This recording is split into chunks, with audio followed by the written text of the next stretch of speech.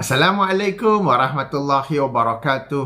Alhamdulillah kita bertemu lagi dalam siri video saya yang menjelaskan doa-doa daripada Al-Quran dan As-Sunnah. Kali ini saya ingin kongsikan salah satu bacaan pembuka doa apabila berdoa di luar solat.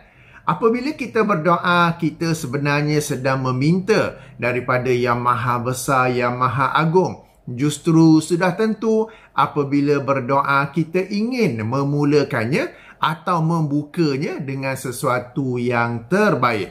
Pembuka doa yang paling asas ialah memberi pujian kepada Allah Subhanahu Wa Taala dan berselawat kepada Rasulullah sallallahu alaihi wasallam. Perhatikan hadis berikut yang dikeluarkan oleh Imam At-Tirmizi dalam sunannya, hadis nombor 3399, atau penomboran lain hadis nombor 3477 dengan darjat yang dinilai sahih oleh Syekh Al-Albani, di mana Fadalah bin Ubaid radhiyallahu anhu berkata, Nabi SAW mendengar seorang lelaki yang meminta dalam doanya tanpa berselawat ke atas Nabi SAW. Maka Nabi SAW bersabda, orang ini terburu-buru. Lantas baginda memanggilnya dan berkata kepadanya atau kepada selainnya, apabila seseorang kalian berdoa, hendaklah dimulai dengan tahmid dan puji-pujian kepada Allah. Kemudian diikuti dengan selawat ke atas Nabi SAW. Kemudian sesudah itu mintalah apa saja yang dikehendaki. Maka mulailah doa dengan Alhamdulillahirrabbilalamin dan Allahumma salli ala Muhammad wa ala ali Muhammad. Kemudian mintalah apa yang diingini dalam apa jua bahasa. Jadi inilah yang dimaksudkan dengan pembuka doa. Antara adab kita apabila berdoa kepada Allah SWT, kita membukanya dengan sesuatu yang memang dianjurkan dalam sunnah Rasulullah. Yang paling basic, yang paling asas, yang paling mudah ialah Alhamdulillahirrabbilalamin diikuti dengan Allahumma salli ala Muhammad wa ala ali Muhammad. Di sini ada dua nota. Pertama, hadis yang saya baru bacakan tadi, ia adalah bagi seseorang yang berdoa di luar solat. Jika berdoa di dalam solat, seperti ketika sujud, mana-mana rakaat ya, tidak terhad, tidaklah terbatas kepada rakaat terakhir saja, atau selepas tasyahud akhir dan sebelum memberi salam, tidak perlu memuji Allah dan berselawat.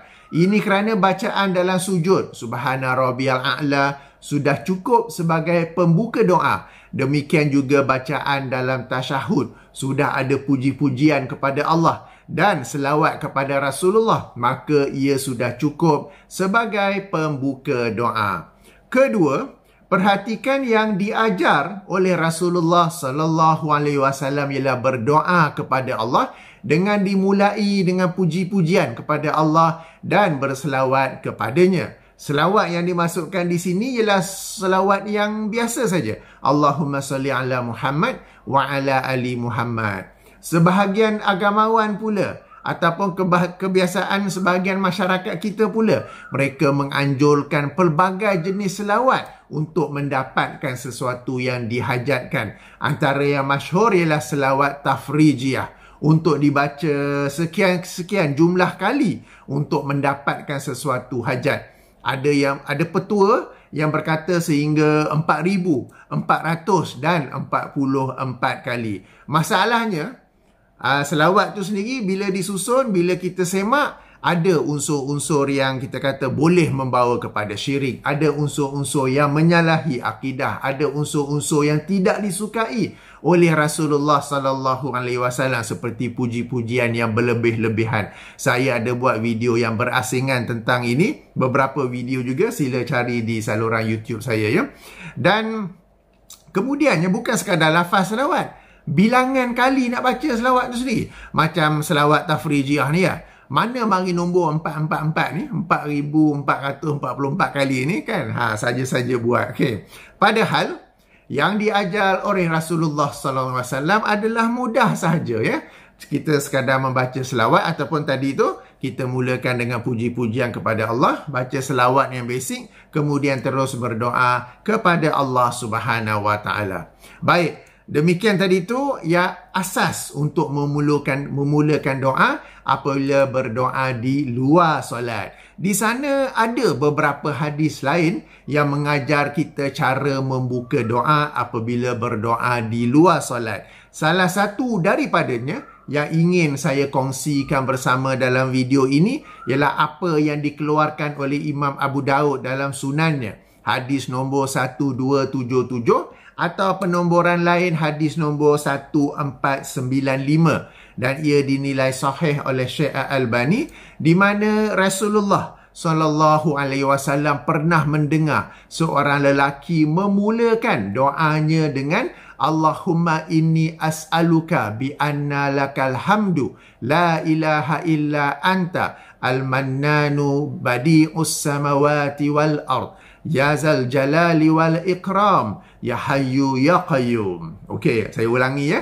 Allahumma inni as'aluka bi anna lakal hamdu la ilaha illa anta al-mannanu badi'us samawati wal ard ya zal jalali wal ikram ya hayyu ya qayyum. Okey, yang bermaksud, ini pembuka doa juga ya. Bermaksud, ya Allah, sesungguhnya aku memohon kepada Engkau bahawa bagi Engkau segala pujian, tiada Tuhan yang berhak disembah melainkan Engkau yang maha pemberi karunia, pencipta langit dan bumi. Wahai yang memiliki keagungan dan kemuliaan, wahai yang maha hidup, dan wahai yang maha mengurusi makhluknya. Kita taklah tuju-tuju minta, tapi kita minta dengan pembuka. Ini yang dimaksudkan dengan pembuka doa ya. Maha suci Allah daripada sebarang kesamaan dengan makhluknya. Tetapi katakanlah kita jumpa dengan seseorang yang mungkin orang besar ke, bos ke, ketua pengarah ke apa ke. Lalu bila kita nak minta sesuatu, kita terus-terus minta ke, atau kita ada beberapa ucapan sedikit sebagai pembuka ya.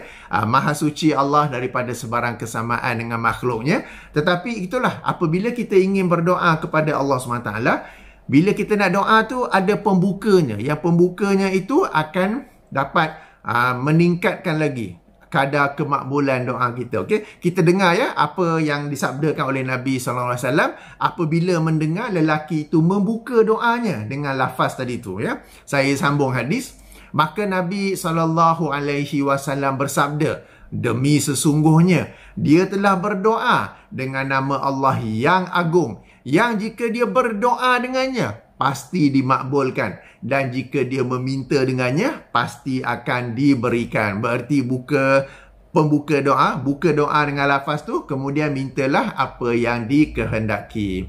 Oleh itu tuan-tuan dan puan-puan yang dirahmati Allah, ayuh kita hafal dan amal pembuka doa ini apabila sahaja berdoa di luar solat. Saya sendiri apabila pertama kali membaca hadis ini lama dulu, memang sangat teruja sebab saya sendiri tertarik dengan lafaz pembuka doa ini ya. Dan sebab itulah saya ingin berkongsi bersama dengan tuan-tuan dan puan-puan. Kalau belum hafal tak mengapa, kita mulakan sebagaimana saya kata tadi, yang paling basic ya. Alhamdulillahirabbil-alamin. Allahumma salli ala Muhammad wa ala ali Muhammad. Sambil-sambil itu ayuh kita hafal juga pembuka ini. Saya dah sertakan doa di rakaman ini di skrin anda. Boleh tangkap layar, boleh screenshot dan hafal. Okey, sama-sama kita hafal, sama-sama kita amalkan. Kita boleh berdoa sendiri, tak payah nak suruh orang lain doa kan. Kita boleh doa sendiri. Rasulullah SAW pun mengajar kita untuk berdoa sendiri, sebab bila kita sendiri yang berdoa, we feel, kita merasai, kita menjiwai doa tu. Tak payah pergi suruh orang yang nak pergi ke haji, umrah untuk berdoa apa semua tu kan. Sebab bila kita sendiri doa, kita sendiri yang merasai, menjiwai doa tersebut. Kita sendiri yang memahami apa yang betul-betul kita hajatkan. Dan itulah power di sebalik doa ya, di sebalik pembuka sebagaimana yang saya kongsikan tadi. Baik, sehingga sini sahaja perkongsian saya. Saya akhiri dengan subhanakallahumma wa bihamdika asyhadu an la ilaha illa anta astaghfiruka wa atubu ilaika. Assalamualaikum warahmatullahi wabarakatuh.